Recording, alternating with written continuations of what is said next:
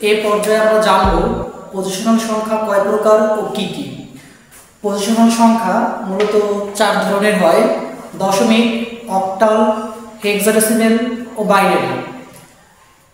আবার বলি, পজিশনাল সংখ্যা মূলত 4 ধরনের: দশমিক, অক্টাল, হেক্সা ও বাইনারি। এই 4টাকে পজিশনাল সংখ্যা বলা হয় কারণ এই 4 ধরনের সংখ্যার নিজস্ব মান ও স্থানীয় মান উভয়ই আছে।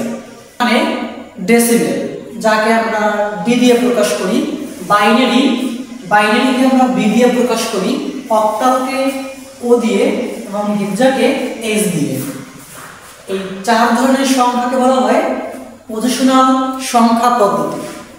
আমরা এই পর্যায়ে শিখব এই 4 ধরনের সংখ্যার রূপান্তর। প্রথমত আমরা দেখব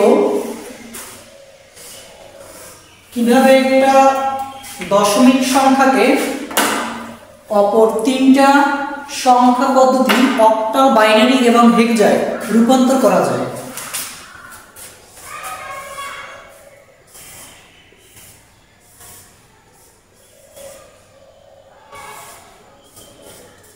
আমরা যে কোনো দশমিক সংখ্যাকে অপর 3টা সংখ্যা বাইনারি, অক্টাল, হেক্সায় রূপান্তর করতে পারি এবং যে কোনো দশমিক সংখ্যাকে বাকি 3টায় রূপান্তরের যে পদ্ধতি, এই পদ্ধতিকে বলা হয় ভাগ গুণ পদ্ধতি।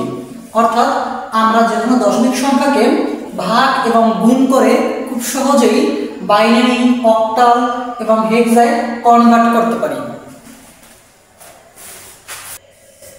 দশমিক সংখ্যাকে বাইনারিতে রূপান্তরের নিয়ম। কিন্তু এই রূপান্তরের আগে আমাদের আরেকটা বিষয় মনে রাখতে হবে যে এই যে দশমিক সংখ্যার ভিত্তিমান কিন্তু 10 অর্থাৎ 10। কারণ দশমিক সংখ্যা মাত্র 10টা অঙ্ক, 0, 1, 2, 3, 4, 5, 6, 7, 8, 9 এই 10টা অঙ্ক নিয়ে কাজ করে। অর্থাৎ যে সংখ্যা পদ্ধতি 0 থেকে 9 ও 10টা অঙ্ক নিয়ে কাজ করে তাকে বলা হয় দশমিক সংখ্যা। বাইনারি সংখ্যার ভিত্তিমান 2 অর্থাৎ 2, কারণ বাইনারি সংখ্যা শুধু 0 এবং 1 নিয়ে কাজ করে। অর্থাৎ যে সংখ্যা পদ্ধতি 0 এবং 1 নিয়ে কাজ করে তাকে বলা হয় বাইনারি সংখ্যা। মূলত কোন একটা সংখ্যা বাইনারি, অক্টাল, হেক্সা এবং ডেসিমেল কিসে আছে তা চেনার জন্য আমাদের এই ভিত্তিমান ব্যবহার করা হয়। আমরা এই ভিত্তিমান দেখে খুব সহজে বুঝতে পারবো ওই সংখ্যাটা কিসে আছে, দশমিক, অক্টাল, হেক্সা নাকি বাইনারি। অক্টাল।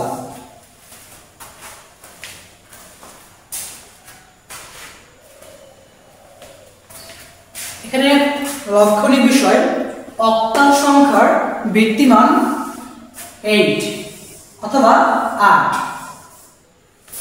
কারণ অক্টাল সংখ্যা 0 থেকে 7 বা 0 থেকে 7 মোট 7টা সংখ্যা নিয়ে কাজ করে।